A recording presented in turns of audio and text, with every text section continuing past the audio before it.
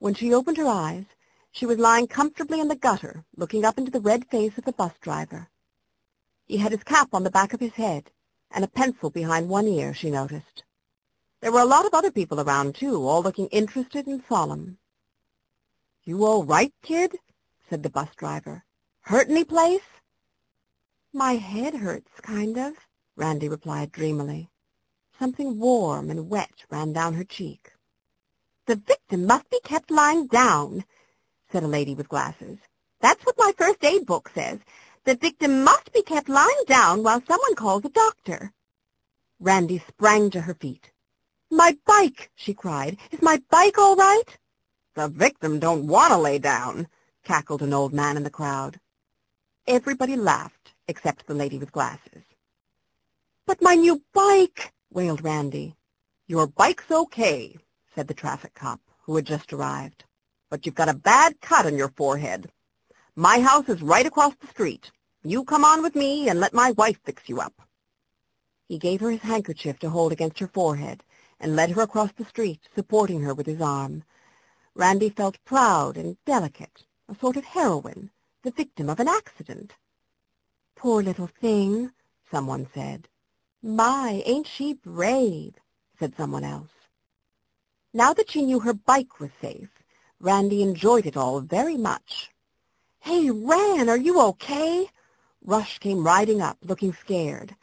Behind him she saw Mona's pale face. "I guess I am," Randy replied in a weak voice, leaning against the traffic cop. Then she straightened up. "I lost consciousness," she added briskly. "You just sit out here on the porch a minute," the traffic cop told Rush and Mona. "She'll be all right in a jiffy." As the door closed, Randy could hear Rush saying to someone, "Yes, she's my sister. Never rode a bicycle before today." He sounded very important. The name of the traffic cop was Mr. Wheelwright, which Randy thought was a good name for him. And his wife, Mrs. Wheelwright, was a nice fat lady with a kind heart, who took Randy under her wing with the greatest pleasure. "Well, for pity's sake," she kept clucking. "Why, you poor little mite! Why, you poor little mite!" The Wheelwrights' house was very interesting, though rather dim, because all the windows were smothered under a profusion of potted plants. There were red geraniums and fuchsias whose blossoms hung from their stems like costly earrings, and great overgrown begonias, and calceolarias all covered with little speckled calico pocketbooks. There were ivies, too, and rubber plants, and lots of others that Randy couldn't name, all growing furiously like plants in an African jungle. Randy secretly wondered how they ever opened the windows in this house. Maybe they just didn't bother. Besides the plants, there seemed to be a great many animals, dogs and cats, and cages of birds, canaries and lovebirds, chattering and singing beside the green windows. And when they went into the bathroom upstairs, where Mrs. Wheelwright bathed Randy's cut, quite a good cut, deep and long and bloody, Randy couldn't believe her eyes. There was an alligator in the bathtub. "My goodness," was all she could say. The alligator was about 2 feet long and lay half out of the water on a soapstone block with a Mona Lisa smile on his face. Randy was so fascinated she hardly noticed the iodine biting into her wound. "Ouch," she said absently. "But where did you get him, Mrs. Wheelwright?" "My sister Ethelda down in Florida sent him to us for a joke more'n 12 years ago.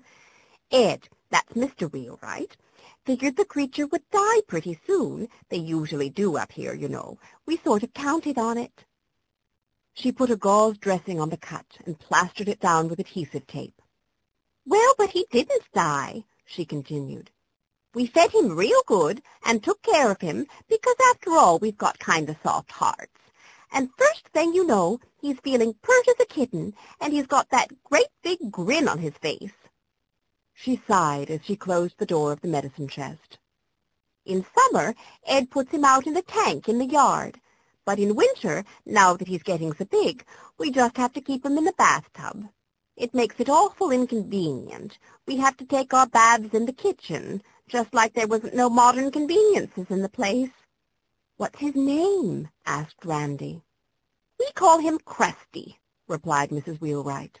She sighed again. "The Lord knows what we'll do with him when he outgrows the bathtub." "Well, time to worry about it later. Now, honey, you come on downstairs and lay on the davenport for a while, and I'll find you a little bite to strengthen you. You can meet the rest of the family, too." Were there other people in the house? Randy had heard no voices, but the rest of the family turned out to be the animals. A very fat old dog, her daughter and grandson, 3 big gray Maltese cats, all brothers, 2 lovebirds, man and wife, and 5 canaries whose relationships were not explained.